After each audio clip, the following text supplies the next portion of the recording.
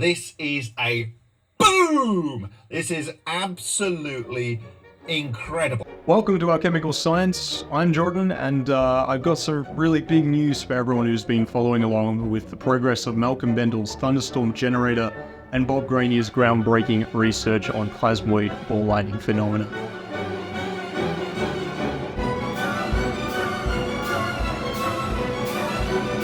I gotta say, I am really excited to be one of the first people in the world to be sharing this. I better enjoy it while it lasts, though, because Mr. Greenyer is bringing results home to the table, and there is just no way that this can avoid mainstream coverage much longer now. Even with the stupid amount of suppression that's gone on with all of this, and still seems to be going on to some extent. So if you've seen my last few videos, you'll have heard that Bob had sent off a sample from the inside of the outside of the 4-inch sphere of one of the Thunderstorm Generator units, one of the old prototypes, to a mass spectrometry lab to find out what isotopes were present, particularly carbon isotopes. And now the results of this analysis came back several days ago, and Bob announced it in a live stream on the MFMP YouTube channel this morning. And before we get into what the results showed, you can probably see from my small smile that, and by the fact that I'm releasing this video straight afterwards, that they're not disappointing results. I'm just going to play a couple of clips of Bob, though, explaining what he was going to be looking for and what it would mean if he would find what he was looking for in his previous videos before he got the results back a few days ago. And then we'll get to the results themselves that were announced this morning. So Lithnick says, are you optimistic about Thunderstorm Generator reaching mass production? If it does what it says on the tin, which it increasingly looks like it does, I'm extremely optimistic.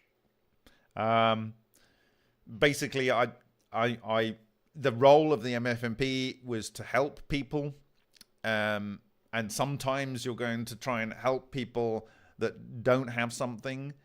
You know, we tried to help people in the past that actually we found out they didn't have anything. This is what I'm saying about the Thunderstorm Generator, is it every time I make a prediction, it seems to actually physically have that, and it's based on historical understanding and also our own research, and so it's not a very hard guess to make, and it seems to have it. So, like, let's see what happens. The samples are in this container here, and they will be shipped off to the beamline tomorrow. They say it's going to take 5 to 6 weeks to have the results back. I mean, either a higher abundance of 13 carbon, 14 carbon, or 15 nitrogen, they would be earth-shattering results. You know, they'd just be earth-shattering results.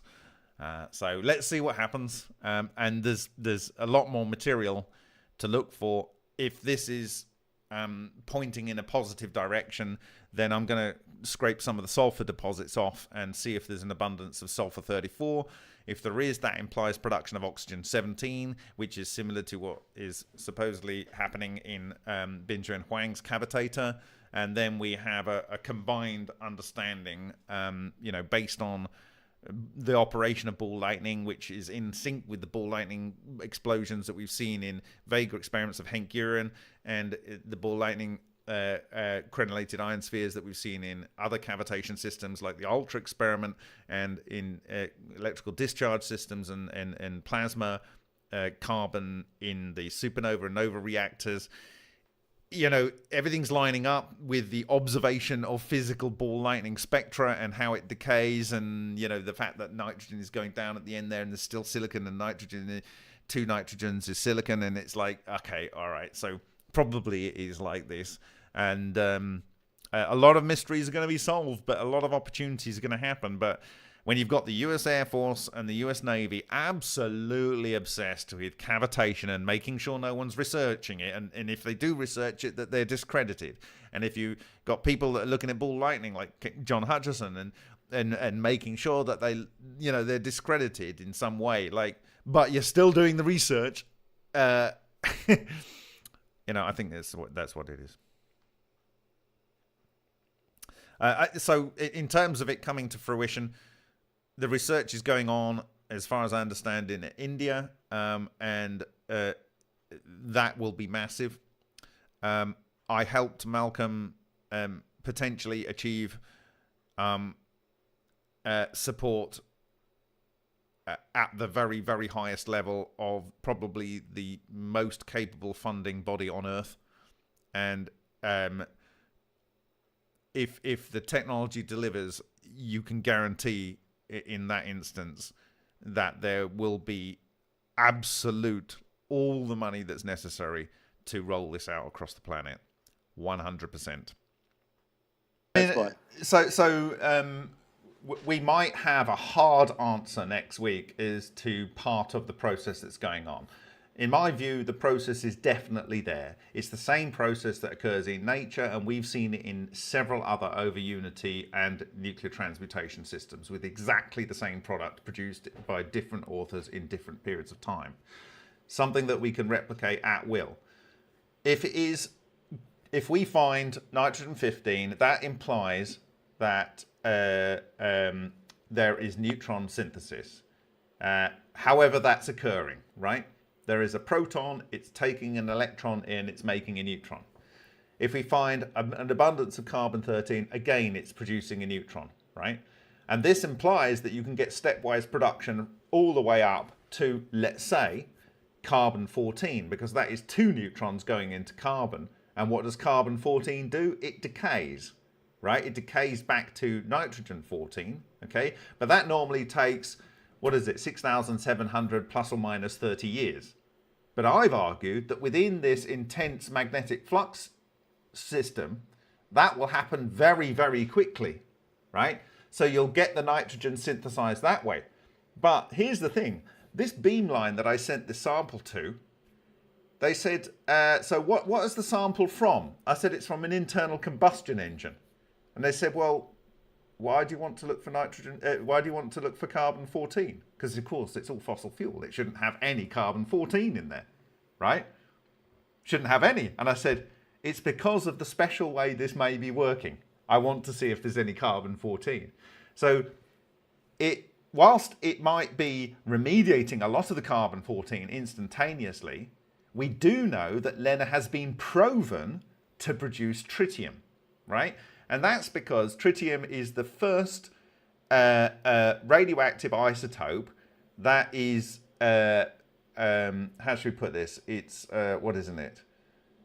Oh God, I had it at the top of my head. It has a different property and it gets kicked out. It's fermionic, not bosonic. So like if you make a deuterium, it's bosonic, so it stays in there. But if it adds another neutron, it makes tritium, it's fermionic, it gets kicked out of the condensate, right? So you can actually synthesize that. Now, the thing about carbon-14, the nucleus is not fermionic. It's bosonic, right? So it's likely to stay in and get transmuted. But if your cluster breaks up or gets destabilized or the situation breaks down and it doesn't get to transmute back into nitrogen-14, then you might be synthesizing some carbon-14. If this happens, it completely writes the book on carbon dating. Totally. It will have literally earth-shattering implications for whole fields of science. So next week is either going to be extremely boring, quite interesting, or earth-shattering. Okay, so did Bob find anything that he mentioned he was looking for here? Anything with potentially world-shifting implications? Yeah, of course he did. Here are the results. Drum roll. The radiocarbon age of this material is 30,165 years. 30,165 years. Now, think about that for a minute. What does that mean? Well, that means it has got carbon-14 in there. That also means it isn't any biological material like pure biodiesel or some gas from a tip gas, for instance, because that wouldn't even register as being anything other than a few weeks. So here is the certificate from the lab. The analysis was done by Vilnius Radiocarbon Accelerator Mass Spectrometry Laboratory, Center for Physical Sciences and Technology in Lithuania. It's a specialized lab, highly focused on this very small range of masses, so it's highly accurate. The sample was taken from a Thunderstorm Generator unit, submitted by Bob himself, received back these results on the 14th of March, a couple of days ago before this video, and he labeled the samples here as food crust, or they did, and this is just due to the fact that the guys in the lab had no idea why he was testing a sample from a combustion engine for carbon-14. I believe this is the case. Bob talks about it in the video. But you can see the equipment and method of analysis here on the certificate. And then down further, here are the results on the analysis on the inside of the outside sphere sample from the Thunderstorm Generator. And the carbon was dated to be 30,165 years old. And this means we do indeed have carbon-14, like Bob was looking for. So this is very, very, very positive. This is a boom! This is absolutely incredible. But hold your horses. Hold your horses. I'm thinking to myself, wait a minute.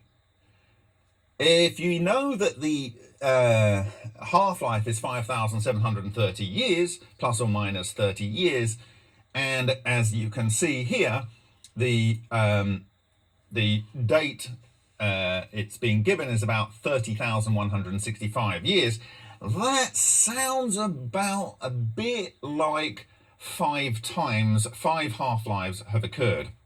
So I'm thinking to myself, could it be that they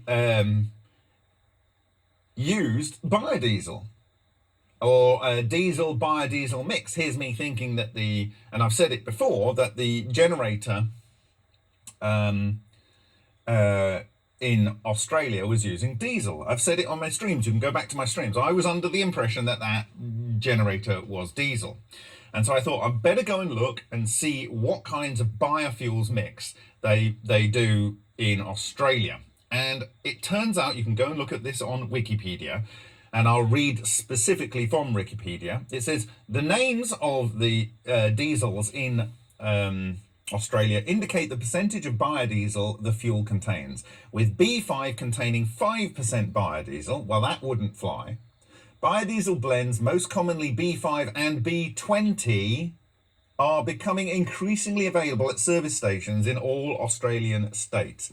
Up to 5% biodiesel can be included in any diesel sold in Australia without additional labelling. So, here's me thinking, if you've got 20% biodiesel in fossil fuel, that would give us a radiocarbon dating of about what we see. So yesterday afternoon, I phoned up Malcolm Bendall, and I asked him, I said, Malcolm, where were you getting your diesel from that you ran in that generator? And he said, we weren't using any diesel at all. What are you talking about? I said, sorry, I thought it was a diesel generator. He says, no, it runs on natural gas. Ah, it runs on natural gas? Really? He said, yes. Why? I said, well, and I hadn't told him the radiocarbon date. I said, it turns out that this has gone through about 5 half-lives. It would have caught, it's like it's biological material that's gone through 5 half-lives. So, right. Well, then what we are looking at here in this here is potentially a real thing. Now, here is the actual chart. So you have the OX calibration source up here, atmospheric data from RIMA. It's all calibrated. They've got a probability, 68.3% probability of it being 32,775 years, and it has a 95.4% probability of being 33,166 years. And so they calculate it at the peak of this probability curve of being 30,165 plus or minus 188 years. That is the date of this material. Okay, so this has totally profound implications. It is a stunning finding. All right, so we have another incredible finding, just what should be expected from something like this, and it's an enormous step forward. So what does it mean? More analysis, more tests, sure. But at this point, we can see that Thunderstorm Generator, it works. It's producing a result. It's becoming more certain by the day that we're looking at stepwise transmutation of the elements. I know I look like a scruffy, half-baked Australian yokel, but I called this right 6 months ago when I published my first video covering the Thunderstorm Generator, before I'd even seen the thing with my own eyes. Just what Malcolm was saying made sense. And I'll call it again now with even more certainty. The science behind the Thunderstorm Generator is going to change the world. Malcolm Bendall's invention is going to solve a number of global issues and be rolled out in a massive way. And Bob Greenyer will go down in history as the man who proved it did what it said on the box and showed us that ball lightning is a real and empirically observable phenomena that can be synthetically reproduced in a number of ways. So Bob's work with Dr. Bin Juan Huang is incredibly important to consider here too.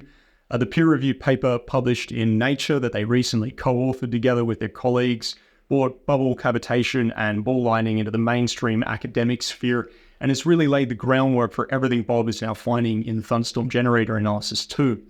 It's all of this correlating data combined that's really pushed this over the line, and it's showed us beyond a doubt that ball lightning is occurring in these systems.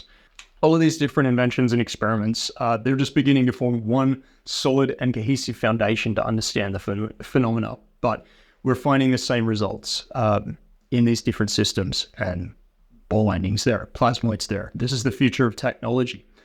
So I'll play another short clip of Bob just talking about what's coming next and giving a teaser for the next live stream that we should see tomorrow.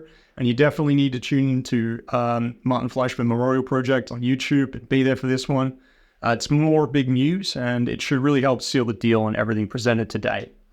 But if you do miss it, you know I'll be covering it soon here on Alchemical Science too. So I have now got my eye solidly on the work of Bob Greenyer, and I won't be missing a beat right now. So here's what Bob has to say anyway. For me, this is a phenomenal potential finding that has immense, almost unimaginable implications for a wide degree of archaeology, paleontology, and so much that has been, we're not going to be the talk of the town in a positive way with this finding. And if it's corroborated by experiments in the supernova reactor with fresh charcoal, there's got to be some serious questions asked about whether that carbon dating can be relied upon for actually dating things. So then the moving on from this, I've spoken to Malcolm. It's very, very important that we can gather more material from the rest of that 24-inch sphere and look for these 13 to 12 carbon ratios, which will show the intermediary that we're hypothesizing gets us to carbon 14, and also the 15 nitrogen over 14 nitrogen, which will show if nitrogen is in the system, it is synthesizing the heavier isotope through the addition of a neutron. And then the other set of tests that we have an opportunity to do is to look at the ratio of oxygen 18 over oxygen 16. And of course, if you looked at the work of Shishkin, and there's another video that I'm going to finish translating, which is Sergei Godin. He's referring to work that was done at Dubna, the Nuclear Research Center north of Moscow. This is not public work, but they were specifically using specific frequencies to excite water into a, and I will talk about this when I publish that, into a state of matter where it would produce oxygen 18, then that would be a very interesting finding. And then lastly, the test is that we can do is look for sulfur 34 over the more abundant sulfur 32. Now we know from a Mars gas, which produces a magnetohydrodynamic vortex and is from charge separated and separated water, that actually produces sulfur from oxygen. Now we don't know on that sample, the 10 yen coin, whether those snowballs in the cobblestones, as the video is called, whether the sulfur there is actually rich in sulfur 34. The implications of finding an abundance of sulfur 34 is that it supports the observations of Bin Huang. And that is to say that oxygen 17 is synthesized by the addition of a synthesized neutron, and that those two fuse together to make sulfur 34. And sulfur 34 is the intermediary producing carbon 12 and neon 22. So what's happening now is lifting all boats right now. We have a very clear mechanism of magnetohydrodynamics that is leading to the stepwise and bulk transmutation of material. And with that, what I can say is, what is going to happen if I can do the stream tomorrow? You absolutely do not want to miss it. Do not miss the stream tomorrow. Why am I saying that? I'm saying that because the data that I have found on the outside of the inside of Bin Huang's DHX2 here, and putting that in combination with the data that I've already been sharing of VCS5RT, this will absolutely nail this to the wall. I think even a 5-year-old could look at the data that I hope to share with you tomorrow, and they will know that this is how it works. And I'm hopefully going to edit what I captured yesterday, on which I'm going to base my talk tomorrow. But it is earth-shatteringly stunning, and it is a real finding, and it makes extremely clear how these magnetohydrodynamic structures are both structured on each stage of formation and what they can do in terms of synthesizing new matter. So that's it for now. Absolutely incredible result. And I just wanted to do a quick video to announce it straight away, as I've been waiting this out and building up to it a bit in my previous videos. So thank you to Bob for getting it done and moving this thing along in huge leaps and bounds. The evidence is really building up here. And as I say, I'm calling it again. Shoot me down if you will. Don't do that. Not giving permission to actually shoot me down. You can kind of just insult me gently if you have to. The science behind Malcolm Bendall's Thunderstorm Generator and the Thunderstorm Generator itself is going to dramatically change the world as we know it, and for the better. So get behind it. I don't care how. Spread the word. Donate to Bob or MFMP. Make some videos about it. Tell your grandma. Go and get in an argument with your physics teacher about plasmoids. Reach out to your favorite podcasts and channels and ask them to cover my videos or Bob's videos. What's being announced right now. Just tell me, spread the word. The implications are massive. We need more attention on this, and we need it now. So thank you, everyone. Give yourself a pat on the back for taking a peek outside the box and joining me on this journey of plasmoid discovery. You were right to think there was something very interesting to all of this. Stay tuned. We'll be back later this week to echo Bob's findings from his new analysis of the samples of Bin Huang's reactor, and keep building on all the hype here. So join me to watch the MFMP live stream tomorrow. See you there, and congratulations, Malcolm. Awesome work, guys. Thanks, Bob.